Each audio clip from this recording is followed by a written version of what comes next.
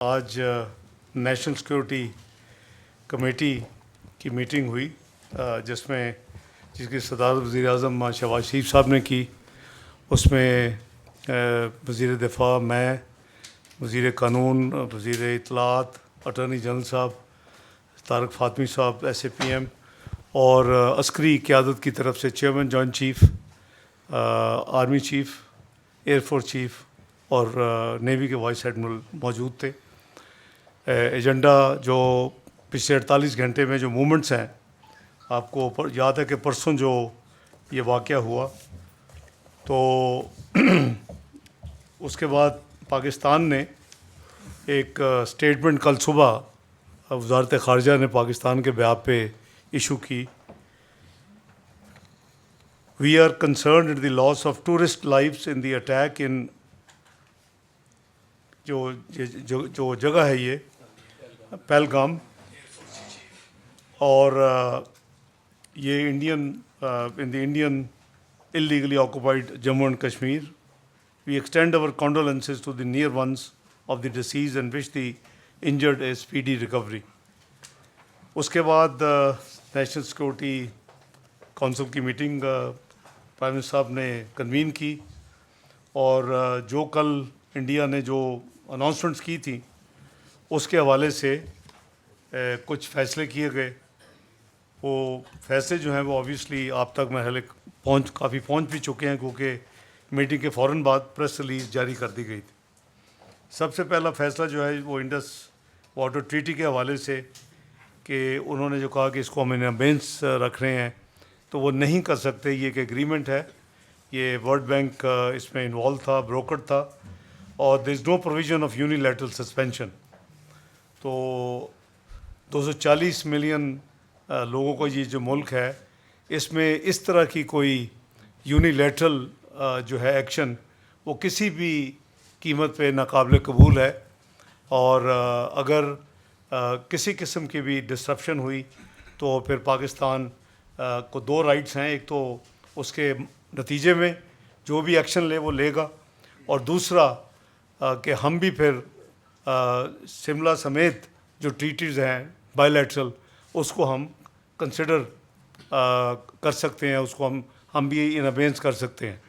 तो ये लीडरशिप का बड़ा क्लियर फ़ैसला था, और ये जो बिहेवियर है वो बड़ा ही गैर ज़िम्मेदाराना है, क्योंकि हमने, जैसे मैंने कहा कि उन्होंने कल शाम को की थी, हमने कल सुबह उस वाक़े के हवाले से पाकिस्तान की तरफ से एक एलामिया जारी कर दिया था वज़ारत ख़ारजा ने, और उसके कई जो डिप्लोमेटिक कोर के जो सीनियर मेंबर्स हैं या सिक्योरिटी काउंसिल UN की P5 के कुछ मेंबर्स हैं, उन्होंने पाकिस्तान के हवाले से मुझे उसको वेलकम किया और पॉजिटिव करार दिया हमारी जो वो मूव थी।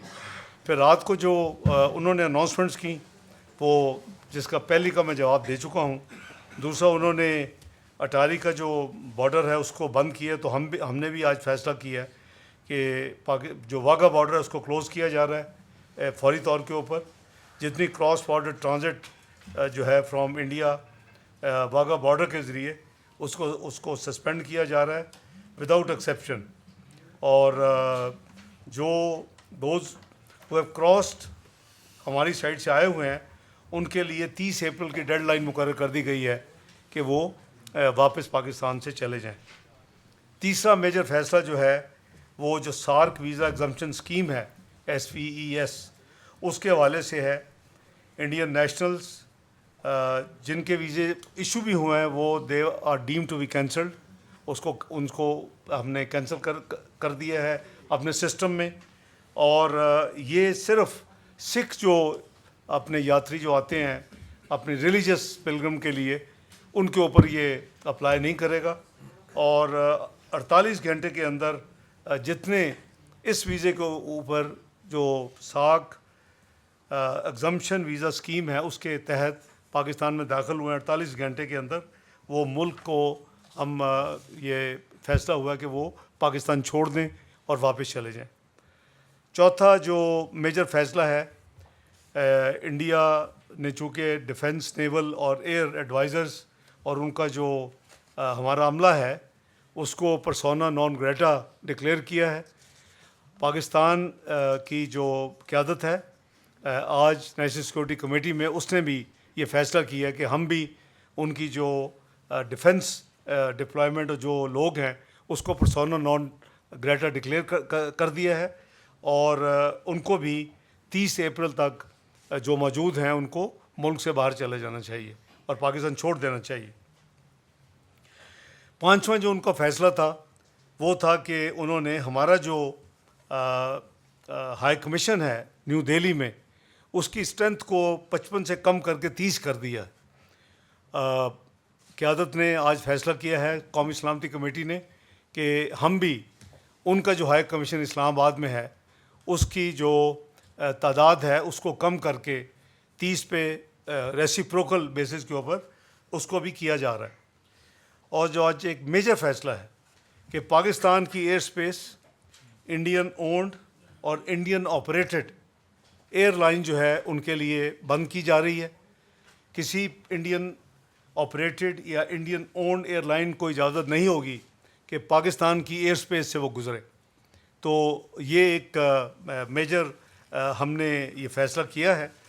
जितनी जो ट्रेड है including to and from India के साथ, वो किसी भी थर्ड कंट्री के हवाले से पाकिस्तान उसको भी फौरी तौर के ऊपर सस्पेंड कर रहा है। तो ये आज के मेन जो फ़ैसले हैं, क्योंकि इंडिया ने हिस्ट्री में टाइम एंड अगेन जो उनके जो ब्लेम्स हैं वो ब्लेम गेम में पड़ते हैं, और इसमें कोई ऐसी कोई शवाहिद नहीं है। अगर कोई शवाहिद हैं खुदा न खास्ता पाकिस्तान को किसी हवाले से भी मुलव्वस होने के, तो उनको चाहिए कि वो पाकिस्तान के साथ वो शेयर करें या दुनिया के साथ शेयर करें। अलबत्ता हमारे पास ऐसे शवाहिद मौजूद हैं कि श्रीनगर में कोई फॉरेन नेशनल्स रिसेंटली आए हैं, उनके पास हैवी इक्विपमेंट है, और उनके क्या अज़ाइम हैं, उनके क्या डिज़ाइन हैं, वो हम पाकिस्तान उस पर कड़ी नज़र रखे हुए है।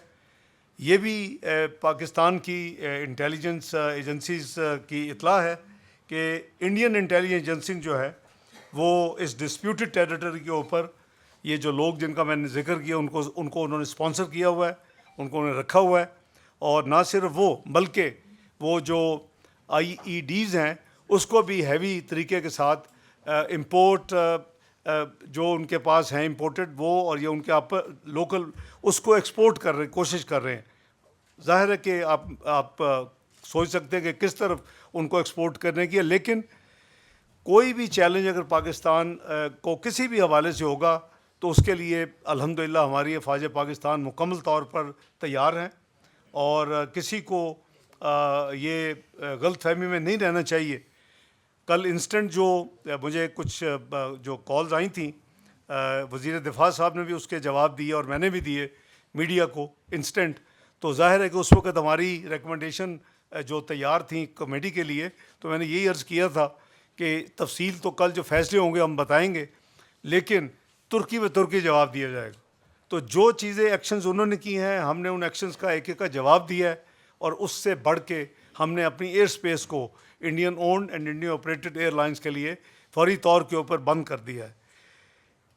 इन हालात के हवाले से आपको मालूम है कि 19 अप्रैल को हम तो गुडविल और बायोलैटरल और रीजनल एंड मल्टीलैटरल मामले के साथ हवाले के साथ पूरी ये हुकूमत जो है वो जहाँ एक तरफ इकॉनमी की बेहतरी है उसके साथ साथ ये कोशिश कर रही है कि हम अपना फ़ाल किरदार अदा करें। हम UN सिक्योरिटी काउंसिल के अनप्रेसिडेंटेड मेजॉरिटी के साथ पिछली दफ़ा एक वोट के साथ 2012 में इलेक्ट हुए थे, इस दफ़ा 182 वोट वर्सेस 5 के साथ इलेक्ट हुए हैं, और ये हमारा 20-25 20-26 दोनों साल की हमारी मेंबरशिप है। तो हम बड़े एहतियात के साथ अपनी ज़िम्मेदारियाँ जो डिप्लोमेटिक हैं वो उसको अदा कर रहे हैं, और हमारी जो टेन्योर है वो 31 दिसंबर 2026 तक है। वहाँ भी एक रेजोल्यूशन US ने स्पॉन्सर की है इस हवाले से, लेकिन वो मैं आपको याद करा दूं कि जाफर एक्सप्रेस पे भी ये UN सिक्योरिटी काउंसिल की एक स्टैंडर्ड प्रैक्टिस है कि दुनिया में जब भी कोई टेररिस्ट या इस तरह का कोई टेररिज्म का वाक़या हो तो उस हवाले से वो एक स्टेटमेंट जारी करते हैं। हमें वो कॉपी मौसूल हो गई है। हमारे जो एम्बेसडर हैं वहाँ, जिसको परमानेंट रिप्रेजेंटेटिव कहते हैं यूनाइटेड नेशन में, उनके वो हमारे साथ वजारत ख़ारजा के साथ राब्ते में है और वजारत ख़ारजा हुकूमत को और स्टेक होल्डर्स को साथ साथ चला रही है। तो उस जो ड्राफ्ट रेजोल्यूशन है उसमें भी हमारी हमने कुछ प्रपोज़ल दी हैं अमेंडमेंट्स की। दो दो अमेंडमेंट्स हमने प्रपोज़ की हैं। वो जैसे प्रोग्रेस होगी आपको वो हम करेंगे। लेकिन टू बी फेयर कि जाफ़र एक्सप्रेस या माजी के जो जितने भी वाक़यात ऐसे हैं, वो यूएन सिक्योरिटी काउंसिल वो एक मल्टीलैटरल फोरम है। उसमें हम 15 में से 5 परमानेंट मेंबर हैं, 10 नॉन परमानेंट मेंबर्स इलेक्ट होते हैं, तो हम उनमें से एक हैं। तो उसमें भी हमारे पास लेवरेज भी है उसको इस्तेमाल करने की, और दूसरी तो हमारी ज़िम्मेदारी भी है कि हम बड़े मोहतात होके अपने वहाँ अपने आप को कंडक्ट करें, क्योंकि जुलाई में अल्लाह ने चाहा तो इंशाल्लाह पाकिस्तान को उसकी सदारत भी मिलेगी। तो इस हवाले से अगर आपके कोई पहले वज़ीर दिफा साहब आपके साथ जो डिफेंस के हवाले से कुछ बातें करेंगे। हमारी अल्लाह ताला के फजल करम से जो प्रिपेयर्डनेस है, और अगर किसी ने कोई भी एडवेंचर करने की कोशिश की तो माजी में भी उन्होंने करके देख लिया है, उनको जो हशर हुआ उससे बुरा हशर होगा।